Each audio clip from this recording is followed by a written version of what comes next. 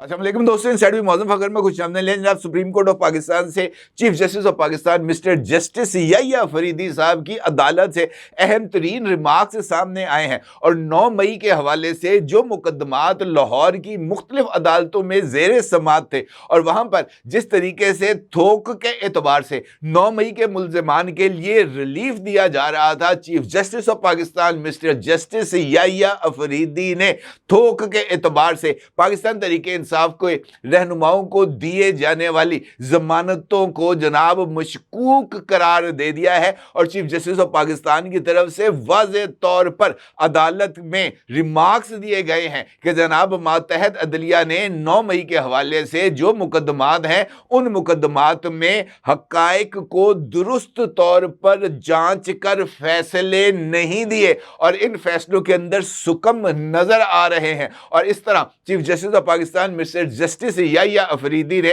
पाकिस्तान तरीके इंसाफ के उस बयानिया को दबरदूस करके रख दिया जिसके अंदर जनाब पाकिस्तान तरीके इंसाफ ने इन जमानतों को मिलने के बाद करार दिया था कि जनाब 9 मई का वाकया महज एक फॉल्स फ्लैग ऑपरेशन था, महज एक प्रोपेगेंडा था, झूठ था, जिसकी बुनियाद पर पाकिस्तान तरीके इंसाफ पर पाबंदियां आयद करना था, जिसका मकसद पाकिस्तान तरीके इंसाफ को सियासत से दूर रखना था, जिसका मकसद पाकिस्तान तरीके इंसाफ के रहनुमाओं को जेलों में रखना था। और इस बयानिए को लेकर पाकिस्तान तरीके इंसाफ की तरफ से जो ढोल बजाए गए, आज वो जनाब ढोल जो है वो पाड़ के रखते हैं जस्टिस याहिया अफरीदी साहब की तरफ से। और इस मुकदमे की जो समात है वो बहुत ही ज्यादा अहमियत की हामिल है। और इस मुकदमे की तफसील के मुताबिक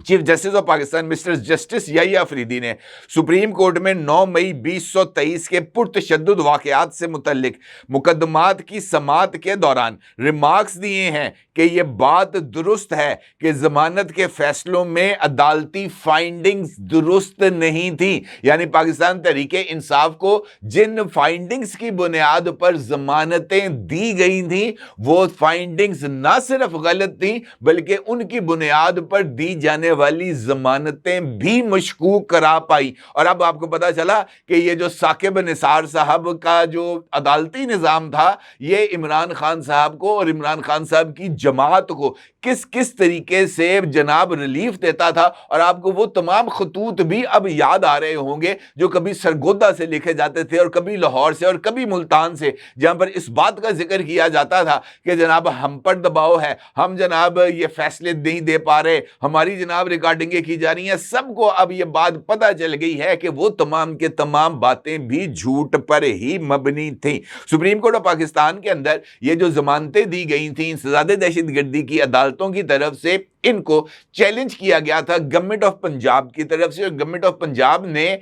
सुप्रीम कोर्ट ऑफ पाकिस्तान के अंदर मौक़िफ़ इख्तियार किया था कि मातहत अदालतों ने इन मुकदमात में रिलीफ देते हुए मेरिट्स को नजरअंदाज किया है और अपनी जुरिस्डिक्शन से बाहर जाकर ये जो मुल्जमान हैं इनको रिलीफ फराहम किया था। अब ये जो केस था 9 मई के हवाले से मुकदमात में, इसमें जो अदालत है उसने गवर्नमेंट ऑफ पंजाब को एक ऑप्शन दिया है और उसका यह कहना है कि गवर्नमेंट ऑफ पंजाब के सामने इस मौक़िफ़ को रखा जाए कि इस केस के ऊपर जो है वो हम हतमी फैसला करने की बजाय मामला वापस रिमांड बैक कर देते हैं। हम हाई कोर्ट या इंसदादे दहशतगर्दी की अदालतों के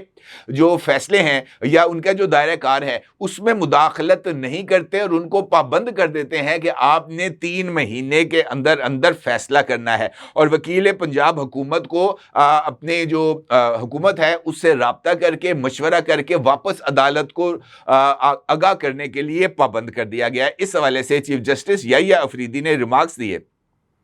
कि दुरुस्त है कि जमानत के फैसलों में फाइंडिंग्स दुरुस्त नहीं है। ट्रायल कोर्ट को 3 माह में ट्रायल कार्रवाई मुकम्मल करने का कह देते हैं। ट्रायल अदालत हर 15 रोज के बाद प्रोग्रेस रिपोर्ट हाई कोर्ट में पेश करेगी। इस पर वकील पंजाब हुकूमत का यह कहना था कि 9 मई क्या है, मुख्तसर ब्रीफ तैयार किया है, जिस पर चीफ जस्टिस का कहना था कि मुतल्लका मवाद का इंतजार था लेकिन आया नहीं। वकील पंजाब हुकूमत ने मौक़िफ़ अपनाया कि ट्रायल अदालत ने जमानत का फैसला फैसला कानून के मुताबिक नहीं किया। चीफ जस्टिस ने रिमार्क्स दिए कि आप सोच लें, हम 3 माह में ट्रायल मुकम्मल का ऑर्डर दे देते हैं। अगर कोई मुल्जिम जमानत का गलत इस्तेमाल करेगा तो कानून अपना रास्ता इख्तियार करेगा। जिसके बाद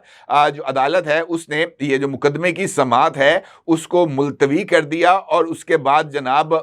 जो है वो कल सुबह 11:30 बजे इस मुकदमे की दोबारा समाअत होगी और गवर्नमेंट ऑफ पंजाब के जो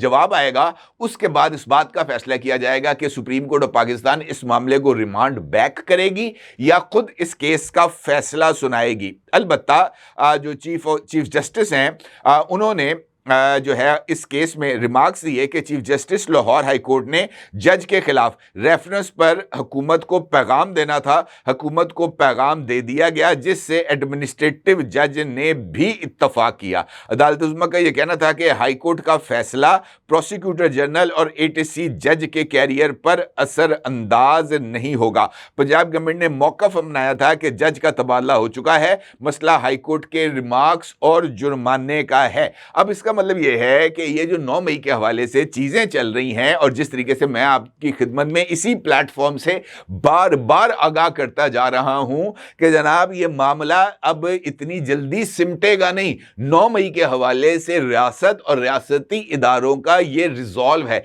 ये अज़म है कि जनाब जिन जिन लोगों ने 9 मई को रियासत की रिट को चैलेंज किया था, जिन लोगों ने रियासती इदारों पर हमला किया था और खास तौर पर जिन लोगों ने शोहदा की यादगारों और शोहदा की कुर्बानियों का मजाक उड़ाया था, जनाब उनके लिए जीरो टॉलरेंस है, जीरो टॉलरेंस। और रियासत और रियासती इदारों की तरफ से पाकिस्तान के अदालती निज़ाम पर एतमाद का इजहार किया गया था और कहा गया था कि जनाब पाकिस्तान के अदालती निज़ाम पर एतमाद है और पाकिस्तान के अदालती निज़ाम को इन मुल्ज़िमों को सजा देनी चाहिए। और अब यह बात खुद सुप्रीम कोर्ट ऑफ पाकिस्तान के chief justice mister justice Yahya Afridi के रिमार्क्स से वाज़ेह हो गई कि लोअर जुडिशरी ने 9 मई के मुल्ज़िमान को ज़मानतें देते हुए वो तमाम शवाहिद जो उनके सामने रखे गए थे, इन मुल्ज़िमों के जुर्म को साबित करने के लिए अदालत ने उन शवाहिद का जायज़ा ही नहीं लिया। और अगर जायज़ा लिया तो उस शवाहिद की बुनियाद के ऊपर जो फाइंडिंग्स को तैयार किया या उन फाइंडिंग्स को डेवलप किया वो तमाम की तमाम गलत थी। लिहाजा आज चीफ जस्टिस ऑफ पाकिस्तान ने 9 मई के केसेस और 9 मई के केसेस में जो मुल्ज़िमान हैं, मुझे ऐसे लगता है कि उनके ताबूत के उनको रख के ना उनके ऊपर कील ठोक दिया है और अब इन लोगों का बाहर निकलकर सियासत में हिस्सा लेने का दूर दूर तक कोई इम्कान नज़र नहीं आ रहा। अपने जगह ज़रूर इज़हार कीजिएगा। आपका बहुत शुक्रिया। अल्लाह हाफ़िज़।